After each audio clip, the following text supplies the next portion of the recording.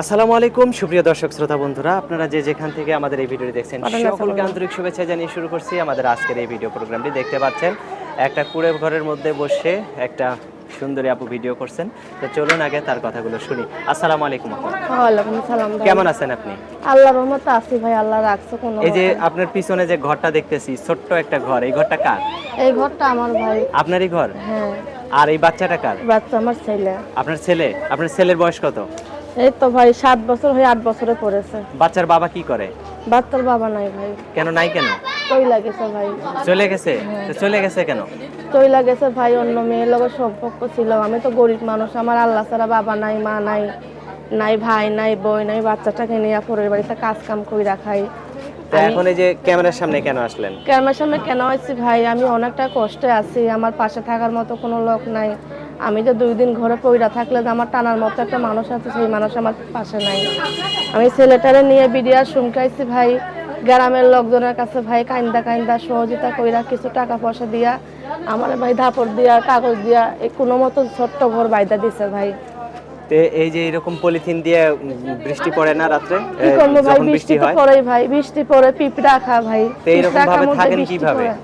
কি করবো ভাই, কাজে কাজ কাম কইরা পাই 200-300 টাকা, মানুষের ঘর ভাড়া দিতে পারবে না। যদি এক মাসের ভাড়া দিতে পারলে, আরেক মাসের ভাড়া না দিতে পারলে মানুষের বকা চকা দেয়, কি মানুষ ভাড়া রাখছি ঠিক মতো ভাড়া দিতে পারে না। এর লেগে গ্রামের লোকজনের কাছে কাইন্দা কাইন্দা বলছি, বাবা ভাইরা তোমরা কষ্ট করে কিছু সাহায্য করে আমরা ছোট মোটো থাকার মতো একটা ব্যবস্থা কইরা দাও। পরে গ্রামের মানুষ এরকম একটা সিস্টেম গ্রামের করে মানুষ দিয়েছে। কিছু টাকা পয়সা তো মনে করো 4-5 হাজার টাকা সবার কাছ থেকে তুইলা ছোট্ট করে ঘরটা আমার কাগজ দিয়া বাইদা দিচ্ছে। আচ্ছা, এখন বাচ্চার বাবা কি বাচ্চাকে দেখতে আসে না আর কোনোদিন? বাচ্চার বাবা বাচ্চাকে দেখতে আসে না, বাচ্চার কোনো খোঁজ নাই। সামনে ঈদ আইতাছে, সামনে ঈদ আইছে, বাচ্চাটা মরলো কিনা, আমি তো পর হয়ে গেছি, বাচ্চা তো পর হই নাই। আচ্ছা, ও তো ফেরেশতা বাচ্চা, এখন যদি এই বাচ্চাটাকে কেউ সাহায্য করুক বা আপনার সাথেই কেউ যোগাযোগ করুক বা আপনাকে কেউ বিয়ে করতে চাক, আপনি কি রাজি আছেন? ভাই শোন, একটা কথা আমি বলি, মানুষের বিয়া শাদী সব হইছে মানুষের ভাগ্য, সুখ দুঃখ হইছে মানুষের ভাগ্য। আমি এইরকম একটা সঠিক মনের মানুষ চাই, যে আমার পাশে আমার রূপ চেহারা না দেখা, যে আমার সৌন্দর্য মন দেখা, আমার সরলতা দেখা, আমার ছোট্ট ছেলেটাকে দেখা যে দায়িত্ব রাখবে, পাশে থাকবে সারা জীবনের লেগে, মৃত্যুর আগ পর্যন্ত বেঈমানি প্রতারণা না করবে।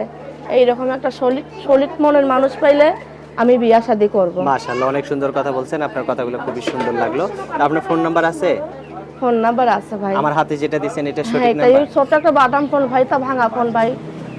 আচ্ছা আচ্ছা, তো আমি বলি, আমার সাথে আপনিও বলেন। বলেন 017 017 26 26 46 46 96 96 89। 89। এটাই তো আপনার ফোন নাম্বার? হ্যাঁ।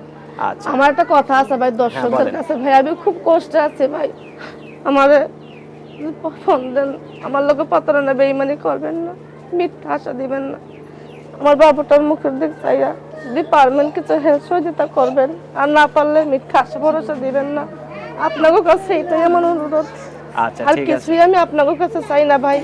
আর যে সত্যিকারের মন নিয়ে আমার পাশে থাকবেন, আমাকে বিশ্বাস করবেন, এইরকম একটা ভালো লোক পাইলে আমি বিয়ার সাথে করবো ভাই। আমার আল্লাহ ছাড়া দুনিয়াতে কেউ নাই ভাই, বাবা নাই, মা নাই। আমি খুব কষ্টে নিয়ে বাচ্চাটাকে নিয়ে পরের বাড়িতে কাম কি রাখি। আচ্ছা, ঠিক আছে আপু, ভালো থাকবেন। কেউ না কেউ অবশ্যই আপনার সাথে যোগাযোগ করবে। আর দর্শক ওনার সাথে যোগাযোগ করবেন, উনি একটা অসহায় মানুষ। ভালো থাকবেন সকলে। আজ এ পর্যন্ত, আল্লাহ।